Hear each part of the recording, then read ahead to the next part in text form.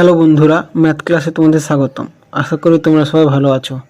আজকে আমরা এবিটিএতে অঙ্কের পেজ নাম্বার 281তে অঙ্ক যে আছে তা আজকে আমরা সমাধান করব। তো পেজ নম্বর 281তে যে এমসিকিউ যে প্রশ্ন আছে, অর্থাৎ একের দাগে যে প্রশ্ন আছে, তার একের প্রশ্ন রয়েছে, কোনো মূলধন একটি নির্দিষ্ট সরল সুদের হারে 20 বছরে দ্বিগুণ হয়, ওই সরল সুদের হারে ওই মূলধন 3 গুণ হবে। তাহলে আমাদের সময় একই আছে, খালি যদি দ্বিগুণ হয় তাহলে আমাদের পরে নির্ণয় করতে হবে যে ওই সরল সুদের হারে ওই মূলধন 3 গুণ হবে, অর্থাৎ 3 গুণ কত বছর পরে ওটা হবে 3 গুণ, সেটা আমাদের নির্ণয় করতে হবে। তো এক্ষেত্রে তাহলে আমাদের প্রথমে লিখবো যে আসল হচ্ছে, তাহলে পি ধরবো আমরা আসলটাকে, পি টাকা, আর তোমাদের সময় যেটা টি দিয়ে প্রকাশ করি সেটাকে আমরা 20 বছর লিখবো, কারণ তোমাদের 20 বছর দেওয়া আছে, কারণ 20 বছরের টাকাটা দ্বিগুণ হয়, আর কত বছর পরে ওটা 3 গুণ হবে তাহলে নির্ণয় করতে হবে আমাদের। এরপরে তোমাদের এই যে দেওয়া আছে, কোনো মূলধনের নির্দিষ্ট সরল সুদের হারে 20 বছরে দ্বিগুণ হয়। দ্বিগুণ অর্থাৎ সুদ প্লাস আসল, সুদ এবং আসল দুটো মিলিয়ে দ্বিগুণ হবে, অর্থাৎ আসলের দ্বিগুণ হবে। তো এখন লিখবো যে সুদ এবং আসল মিলে দ্বিগুণ, অর্থাৎ আসলের দ্বিগুণ হবে, অর্থাৎ তাই লিখেছি 2p। এটা আসল ছিল p, এখন সুদ আসল মিলে দ্বিগুণ হবে, তাই লিখেছি 2p। তো এখন সুদ যদি আমরা নির্ণয় করতে চাই, তাহলে যদি আমরা সুদ আসল থেকে যদি আসলটা বাদ দিয়ে দিই তাহলে আমরা সুদ পেয়ে যাবো। তো আসল হচ্ছে p, এখান থেকে 2p থেকে যদি আমরা p বাদ দিই তাহলে লিখেছি 2p মাইনাস p, তাহলে আমাদের p থাকবে এখন, তাহলে সুদ হবে পি। আর সুদের হার যেটা নির্ণয় করবো আমরা সেটা আর দিয়ে প্রকাশ করবো। তো লিখবো যে আর ইজ ইকুয়াল টু, আর যেমন নির্ণয় করতে হয় তাহলে সূত্র হচ্ছে 100 into I by P into T. এই সূত্র আমরা এখানে প্রয়োগ করব। এরপরে আমরা 100 লিখবো ইন্টু আই, আইয়ের মান তোমাদের ছিল পি, ইজ পি, লিখেছি পি বাই বাই, অর্থাৎ এটা ছিল আসল পি ছিল, তো এটা পি লিখেছি প্রথমে, পি আসলটা পি ধরেছিলাম, ইন্টু টি অর্থাৎ টাইম, সময় ছিল তোমাদের 20 বছর, তাই লিখেছি 20। তো এখান থেকে এই পি কাটা যাবে, আর এটা কাটলে তোমাদের 20 5 100, তাই এখানে আর এর মান বেরোবে 5%। কিন্তু এখান থেকে আমরা শুধু আর এর মানটা পেয়েছি, তোমাদের ওখানে নির্ণয় করতে বলেছে যে ওই সরল সুদের হারে ওই মূলধন 3 গুণ হবে কত বছরে। তাহলে এখন এরপরে লিখতে হবে যে সুদ আসল মিলে 3 গুণ হবে, কারণ লিখেছে সরল সুদের হারে ওই মূলধন 3 গুণ হবে। 3 গুণ যখন, তাহলে সুদ আসল মিলিয়ে 3 গুণ হবে। এক্ষেত্রে প্রথম হয়েছিল যে সুদ আসল মিলিয়ে দ্বিগুণ, এক্ষেত্রে সুদ আসল মিলিয়ে 3 গুণ হবে। তো সুদ আসল মিলিয়ে যদি 3 গুণ হয় তাহলে সুদ হবে, সুদ হচ্ছে তোমাদের সুদ আসল থেকে যদি আসলটা বাদ দিই, আসল আমরা প্রথমে পি ধরেছিলাম, তো এখন 3p থেকে পিটা বাদ দিব, তো 3p থেকে আমরা যদি পি বাদ দিই তো এখন বাকি থাকছে 2p, অর্থাৎ সুদ হচ্ছে 2p। তাহলে আমাদের এখন সময় নির্ণয় করতে হবে, সময় অর্থাৎ টাইম দিয়ে প্রকাশ করবো, টি লিখবো, ইজিক্যাল টু দিয়ে লিখবো 100 ইন্টু আই, আই ছিল তোমাদের সুদ যেটা, তো আই হচ্ছে 2p লিখেছি, সূত্র অনুসারে আই এখানে থাকে, আই এর মান হচ্ছে 2p, তাই 2p লিখেছি, বাই দিয়ে পি অর্থাৎ যেটা হচ্ছে মূলধন, আচ্ছা আসল যেটা, সে লিখেছি পি ইন্টু আর, এখান থেকে টি এর মান আছে, তো তাই আমরা এখানে আর এর মানটা থাকবে পি ইন্টু আর, সূত্রে থাকে তোমাদের। তো আর হচ্ছে তোমাদের নির্ণয় করেছিলাম 5%, তাই লিখেছি 5। এখানে এই পি কাটা যাবে, আর এখানে এটা হচ্ছে 20 হবে, আর 20 5 দুনে 40, এটা উত্তর হবে 40 বছর, অপশন তোমাদের হবে সি। এরপরে আমরা একের দুইটা সমাধান করব। তো একের দুই যে প্রশ্ন আছে সেটি হলো, এ একটি ধনাত্মক সংখ্যা এবং এ is to 27/64 is equal two 3/4 is to এ হলে এ এর মান হবে। তো তাহলে আমাদের এটা সমাধান করতে হবে। তো যে প্রশ্নটা তুলেছি যে এ is to 27/64 is equal two 3/4 is to এ, তো এটাকে যদি ইস্টু আছে তাই এটা বাই আকারে যদি করি তাহলে আমাদের হবে এ বাই বড় মানে হোল বাই, আর তার নিচে লিখবো যে আমরা 27/64, এইটা টোটালটা ইজিক্যাল টু দিব। প্রথমে যেহেতু এইটা আছে এটাকে বাই আকারে লিখে নেবো, লিখবো 3/4 হোল নিচে বাই দিয়ে বড় একটা নিচে লিখবো এ। তো এটা কোনাকুনি গুণ করে দিব, কোনাকুনি প্রথমে গুণ করবো না, এটা প্রথমে একটা সাজিয়ে নেবো, কারণ এটা বাই আকারে আছে, এটা উপরে যাবে, তো উপরে গেলে আমাদের হবে 64 a বাই 27, আর এই ক্ষেত্রে এই 4টা নিচে আসবে, এখন লিখবো যে 3/4 এ। এখন এটাকে কোনাকুনি গুণ করবো, কোনাকুনি গুণ করলে আমাদের হবে 64 ইন্টু 4, এটা গুণ করলে 64 ইন্টু 4 ইন্টু এ গুণ করলে হবে এ স্কোয়ার ইজিক্যাল টু, এটা আবার এটা গুণ করলে হবে 3 ইন্টু 27। তখন আমরা এর মান নির্ণয় করতে চাই, তাহলে বলছি এ ইজিক্যাল টু 27 ইন্টু 3, এই লিখেছি 3 ইন্টু 27 বাই দিয়ে নিচে এই 64 ইন্টু 4, এটাকে এ পাশে নিয়ে আসবো, লিখবো 64 ইন্টু 4। তো এই 27 হচ্ছে 3 কিউব, আর আগে থেকে একটা 3 আছে অর্থাৎ 3^4 লিখতে পারি, তাই লিখেছি 3^4। আর এটাও 4 কিউব হচ্ছে 64 ইন্টু আগে থেকে একটা 4 আছে, তো এখন লিখতে পারি যে 4^4, এই লিখেছি 4^4। আর যেহেতু আমাদের আগে থেকে স্কোয়ার আছে, তো এখান থেকে এর মান বেরোবে 9/16, যেটা তোমাদের অপশন হবে সি, এর মান হবে এটা। তো এরপরে আমরা 1-এর 3-এরটা সমাধান করব। তো 1-এর 3 যে তোমাদের প্রশ্ন আছে সেটা হচ্ছে ও কেন্দ্রীয় বৃত্তের এ বি ও সিডি দুটি সমান দৈর্ঘ্যের, যে ও বিন্দু থেকে এ বি জে এর দৈর্ঘ্য 4 সেমি হলে ও থেকে সিডি জে এর দূরত্ব হবে। তো ক্ষেত্রে এটা আমরা প্রথমে বৃত্ত এঁকে নিয়েছি। বৃত্তর হচ্ছে ও কেন্দ্রীয় বৃত্তটি ও আছে, যার এ বি এবং সিডি দুটি সমান দৈর্ঘ্যের যে। তো এটা একটা এ বি জে, এটা সিডি জে, দুটো সমান। তো এখানে প্রশ্ন দেওয়া আছে ও থেকে এ বির দূরত্ব হচ্ছে তোমাদের 4 সেন্টিমিটার। তো ও তাহলে আমাদের নির্ণয় করতে হবে ও থেকে সিডি দূরত্ব কত। তো ও থেকে সিডির দূরত্ব 4 সেন্টিমিটার হবে। যেহেতু এদের দৈর্ঘ্য সমান, তাহলে এখান থেকে কেন্দ্র থেকে এদের দূরত্ব সমান হবে। এক্ষেত্রে লিখবো যে তোমাদের হচ্ছে সিডি জে এর দূরত্ব হবে, ও থেকে সিডি জে এর দূরত্ব হবে 4 সেন্টিমিটার। অপশন হবে তোমাদের বি। এরপরে আমরা 1-এর 4-এরটা করবো। 1-এর 4 যে প্রশ্ন হচ্ছে সেটা হচ্ছে একটি সুষম ষড়ভুজের প্রতিটি অন্তঃকোণের বৃত্তীয় মান। এটা সুষম একটা ষড়ভুজ এঁকে নিয়েছি প্রথমে, যেটা A B C D E F, এটা ষড়ভুজ আছে। এর প্রতিটি অন্তঃকোণের মান হবে 2π/3। অপশন হবে তোমাদের সি। এরপরে আমরা 1-এর 5-এরটা করবো। তো 1-এর 5-এ তোমাদের প্রশ্ন সেটা দেখো। প্রশ্ন হচ্ছে দুটি লম্ববৃত্তাকার নিরেট চোঙের আয়তন সমান এবং তাদের উচ্চতার অনুপাত হচ্ছে 1:2 হলে তাদের ব্যাসার্ধের দৈর্ঘ্যের অনুপাত। তাহলে তোমাদের একটা লম্ববৃত্তাকার, তো প্রশ্ন আছে যে একটা লম্ববৃত্তাকার চোঙ আছে, তো চোঙের আয়তন দুটো সমান। তো আয়তন লিখবো যে চোঙের আয়তন সূত্র হচ্ছে πr²h। তো প্রথম যে একটা নিরেট চোঙ আছে সেটাকে ধরবো πr1²h আর h1। প্রথমটাকে r1 আর h1 ধরবো প্রথমের ক্ষেত্রে, মানে প্রথম চোঙের ক্ষেত্রে, আর দ্বিতীয় ক্ষেত্রে ধরবো যে r2 আর h2। তো এটা লিখেছি সূত্রে πr²h1 আর r1² আর h1² ইজিক্যাল টু দিয়ে লিখবো যে πr2² h2²। দুপাশে পাই কাটা যাবে। এখন বাকি থাকবে যে তোমাদের যেহেতু উচ্চতার অনুপাতটা দেওয়া আছে, আর তখন আর এর অনুপাতটা বের করতে হবে, ব্যাসার্ধের অনুপাতটা। তো লিখবো যে r1² ইন্টু h1 ইজিক্যাল দিব r2² ইন্টু h2। যেহেতু প্রথম এইচ এর মান হচ্ছে 1 আর দ্বিতীয় এইচ এর মান হচ্ছে 2, কারণ 1:2 দেওয়া আছে। তো প্রথমে h1 এর মান লিখেছি 1 আর h2 এর মান হচ্ছে 2। তো এটাকে যদি আমরা এই যে r2টাকে এবার যদি বাই আকারে নিয়ে আসি, অর্থাৎ r1 এর নিচে লিখি, তো এটা হবে r1²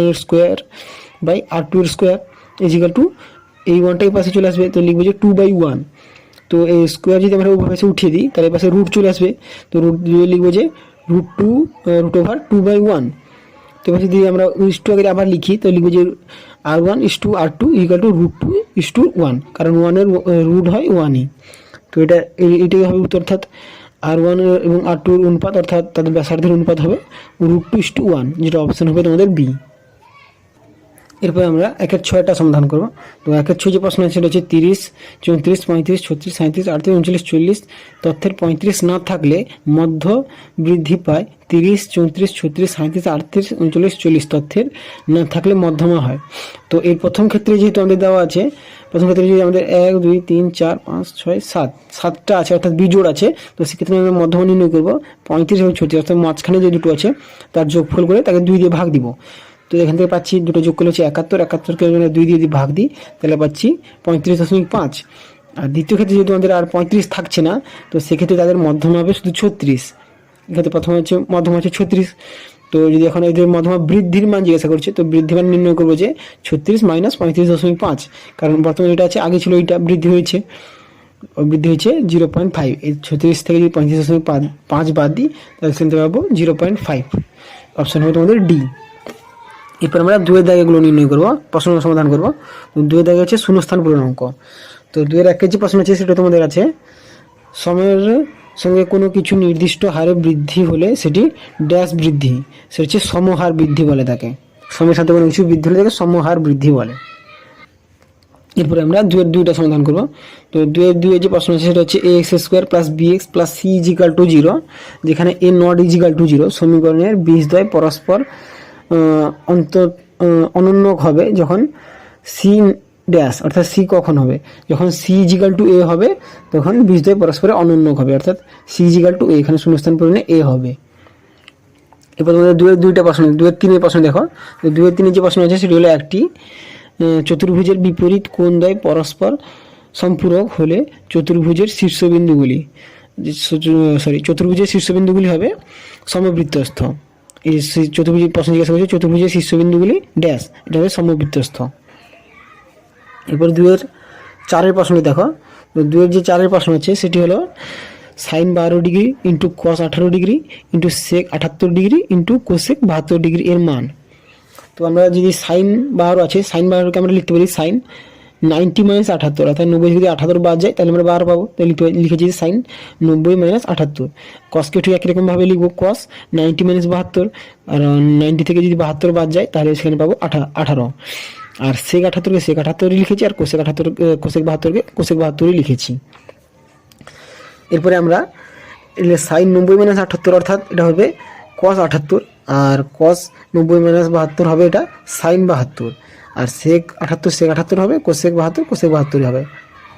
এরপরে আমরা কস 78কে আমরা উল্টে লিখতে পারি যে 1/sec 78, কারণ কসের উল্টো হচ্ছে সেক, 1/sec লিখেছি তাই 1/sec 78, আর সাইন 72 মান হচ্ছে সাইন 72কে উল্টে যদি আমরা লিখি তাহলে পাবো সেখান থেকে 1/cosec 72, আর সেক 78 একই লিখেছি, আর কোসেক 72কে কোসেক 72 লিখেছি।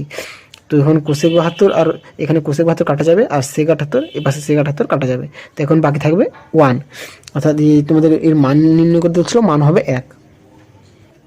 এরপরে আমরা 2-এর 5টা নির্ণয় করব। তো 2-এর 5 প্রশ্ন সেটি দেখো, সেটি হচ্ছে একটি নিরেট অর্ধগোলকের ব্যাসের দৈর্ঘ্য একক হলে এর সমগ্র তলের ক্ষেত্রফল।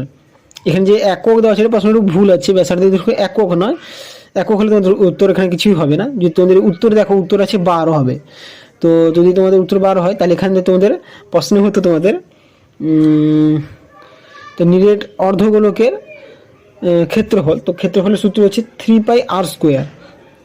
তো এখানে যদি আমরা এইরকম সমাধান করি, দেখো 3πr², এটাকে আমরা লিখতে পারি 3 ইন্টু 3π আর হচ্ছে 2r², এরকম যদি করে দিই তাহলে হচ্ছে 3π আর 2 হচ্ছে 4r² হতো, আর 3 ইন্টু এখানে 4 গুণ হতো 3 আর 4, এখানে হচ্ছে 12πr² হতো। তো এখানে আগে থেকে দেওয়া আছে ড্যাশ πr², তাহলে এখান থেকে আমরা 12πr² পেতাম। তাহলে আর এর মান যদি আমরা দ্বিগুণ হতো, অর্থাৎ যে তোমাদের আছে ব্যাসের দৈর্ঘ্য, এটা দ্বিগুণ যদি হয় 2 একক হয়, এখানে 2 হতো। প্রশ্ন কিন্তু তোমাদের যেহেতু প্রশ্ন তোমাদের দেওয়া নেই, তোমাদের প্রশ্ন ভুলই আছে। যদি 2 থাকতো তাহলে উত্তর হতো তোমাদের 12, উত্তর হিসাবে যদি এখানে 2 একক দেওয়া হতো। এরপর তোমাদের 2-6 একটি দেখো। তো 2-6 যে প্রশ্ন আছে সেটি হলো যৌগিক গড় মধ্যমা সংখ্যাগুরুর মান হলো ড্যাশ প্রবণতার মাপক, এটা হচ্ছে কেন্দ্রীয়, উত্তর হবে কেন্দ্রীয় প্রবণতার মাপক। এরপরে আমরা 3-এর দাগে যে প্রশ্ন আছে সেগুলো করবো। তো 3-এর দাগে প্রশ্ন আছে সত্য মিথ্যা প্রশ্ন। 3-এর 1 প্রশ্ন আছে সেটা হচ্ছে অংশীদারি ব্যবসায় কমপক্ষে লোকের দরকার 3 জন, এটা 3 জন আর 2 জন, সবচেয়ে কম অংশীদারি কারবার ক্ষেত্রে 2 জনের হলেই চলবে। তো এখানে প্রশ্ন আছে 3 জনের দরকার, এটা হবে মিথ্যা। তো এবার দেখো 3-এর 2-এর প্রশ্ন আছে, 3-এর 2 প্রশ্ন আছে √π একটি দ্বিঘাতকরণী, এটা মিথ্যা হবে। √π কোনদিন দ্বিঘাতকরণী হবে না, কারণ √π হচ্ছে একটি অমূলদ সংখ্যা, অমূলদের সংখ্যাকে কোনদিন দ্বিঘাতকরণী হয় না, কারণ √π এর মান হচ্ছে 22/7, এটা হচ্ছে কোনোদিন দ্বিঘাতকরণী হবে না, এটা মিথ্যা হবে। এরপরে তোমাদের দেখো 3-এর 3 প্রশ্নটি, 3-এর 3 প্রশ্ন আছে অর্ধবৃত্ত অপেক্ষা বৃহত্তর বৃত্তাংশ কোণ সূক্ষ্মকোণ। হ্যাঁ, এটা সত্য হবে, এটা স্থূলকোণই হবে, সূক্ষ্মকোণ হবে, স্থূলকোণ আর সূক্ষ্মকোণ হবে, এটা সত্য হবে। 3-এর 4 প্রশ্ন দেখো, 3-এর 4 প্রশ্ন আছে sin θ - 30 = ½ হলে cos থিটা এর মান 0 হবে। তো এটা আমরা সমাধান করব। সমাধান করলে হবে sine 30 theta minus 30 is equal to sine half, অর্থাৎ সাইন হাফ আছে, এটাকে আমরা লিখতে পারি সাইন 30, কারণ সাইন 30 এর মানই হচ্ছে হাফ। তো হাফটাকে আমরা সাইন 30ও লিখতে পারি। তো এই পাশে সাইনের পাশে সাইন আছে, দেখা যাচ্ছে। তাই আমরা এখন লিখতে পারবো যে থিটা মাইনাস 30 ইজিক্যাল টু 30। এখন থিটা হবে 60 ডিগ্রি, কারণ এই 30টা পাশে হবে 60 ডিগ্রি, কারণ এই 30 আর 30 যোগ হয়ে যাবে 60 হয়ে যাবে। তো থিটার মান হচ্ছে 60। তো এখন কস থিটা আছে, তো এই কস থিটার মান বসাবো কস 60। তো কস 60 এর মান হচ্ছে হাফ। তো এটা মিথ্যা হবে। এখানে বলেছিল কস থিটার মান 0 হবে, 0 হবে না, হাফ হবে, অর্থাৎ এটা মিথ্যা হবে। দেখতে পারো মিথ্যা হবে। এরপর আমরা 3-5 সমাধান করবো। তো 3-5 প্রশ্ন হচ্ছে একটি লম্ববৃত্তাকার শঙ্কুর ভূমিতলের ব্যাসার্ধের দৈর্ঘ্য অর্ধেক এবং উচ্চতা দ্বিগুণ করা হলে শঙ্কুটির আয়তন একই থাকবে। যে একই থাকবে কিনা আমাদের নির্ণয় করতে হবে। তো আমাদের প্রশ্ন দেওয়া আছে, তার লিখবো যে দেখো তোমাদের লম্ববৃত্তাকার ভূমির ব্যাসার্ধের দৈর্ঘ্য, অর্থাৎ ভূমির ব্যাসার্ধের দৈর্ঘ্য অর্ধেক করা হয়েছে। তো লিখবো যে বর্তমান তাহলে ভূমির ব্যাসার্ধের দৈর্ঘ্য হবে হাফ ইন্টু আর, ব্যাসার্ধের দৈর্ঘ্য আমরা আর দিয়ে প্রকাশ করি, তাই লিখেছি ব্যাসার্ধ অর্ধেক করা হয়েছে, তাই লিখবো হাফ ইন্টু আর। আর উচ্চতা দ্বিগুণ করা হয়েছে, তাই লিখবো বর্তমান উচ্চতা হচ্ছে 2h। আর তাহলে শঙ্কুর যে সূত্র আছে সেটা হচ্ছে 1/3 পাই আর স্কোয়ার এইচ। তো এখন লিখবো যে বর্তমান আয়তন শঙ্কুর হচ্ছে, বর্তমান শঙ্কুর আয়তন হবে 1/3 পাই আর, আর এর ব্যাসার্ধ হচ্ছে হাফ করা হয়েছে, তাহলে লিখবো হাফ আর স্কোয়ার ইন্টু এইচকে দ্বিগুণ, অর্থাৎ উচ্চতা দ্বিগুণ করা হয়েছে, তাহলে লিখবো যে 2h, এইচের বদলে লিখবো 2h। পরের লাইনে সমাধান করে লিখবো যে 1/3 পাই, তো হাফ এর স্কোয়ার করলে হবে 1/4 1/4, আর এর স্কোয়ার করলে হবে এখানে আর আছে তার স্কোয়ার করলে হবে আর স্কোয়ার ইন্টু 2h, এই 2h ছিল তো 2h লিখবো। তো এটাকে যে এই 2 এখানে যদি কাটি, এখানে 4কে তাহলে 2 পাবো, 2 2 4 2 পাবো। তো এটাকে 1/2 আছে, তো আগে থেকে এটা ওইটাকে এক পাশে নিয়ে নিয়েছি, তো লিখেছি হাফ ইন্টু 1/3 পাই আর স্কোয়ার এইচ। এখানে 1/3 আছে, পাই আছে, আর এখানে আর স্কোয়ার আছে, আর এটা এইচ আছে, তো লিখেছি 1/3 পাই আর স্কোয়ার এইচ। আর এই পাশে এক বাকি থেকে হচ্ছে হাফ, অর্থাৎ হাফ গুণ বৃদ্ধি পাবে এটা আগের চেয়ে। আগে ছিল 1/3 পাই আর স্কোয়ার এইচ, আর বর্তমানে এটা বেড়ে গেছে, হাফ গুণ বেড়ে গেছে। কিন্তু এটা প্রশ্ন জিজ্ঞাসা হয়েছে শঙ্কুর আয়তন একই থাকবে, একই থাকবে না, অর্ধেক বাড়া যাবে, হাফ বাড়বে। তো এটা হবে মিথ্যা। এবার তোমাদের 3-6 প্রশ্ন দেখো। 3-6 প্রশ্ন আছে x1 x2 x3 এখন ডট ডট করে xn এর গড় x বার হলে ax1 ax2 ax3 x3 পাশে আছে ax3 ডট ডট করে axn এর গড় ax বার, যেখানে x a naught is equal to 0, এটা সত্য হবে। এটা x1 x2 এখন ডট ডট করে n যদি এর ax বার হয়, তাহলে এটাও ax বার হবে, এটা সত্য হবে। তো আজকে এতটাই থাক, এর পরের পেজগুলো আমরা পরের ক্লাসে করব। ক্লাসটা তোমাদের কেমন লেগেছে তোমরা কমেন্ট করে জানাবে। আর তোমাদের কোনো কিছু বুঝতে অসুবিধা হয় তোমরা কমেন্টে জিজ্ঞাসা করো, আমি তোমাদের উত্তর দেওয়ার চেষ্টা করব। আর তোমরা যারা এর আগের ক্লাসগুলি দেখোনি তোমরা ডিসক্রিপশানে গিয়ে দেখে নিতে পারো, আমি সেখানে লিঙ্ক দিয়ে দিব।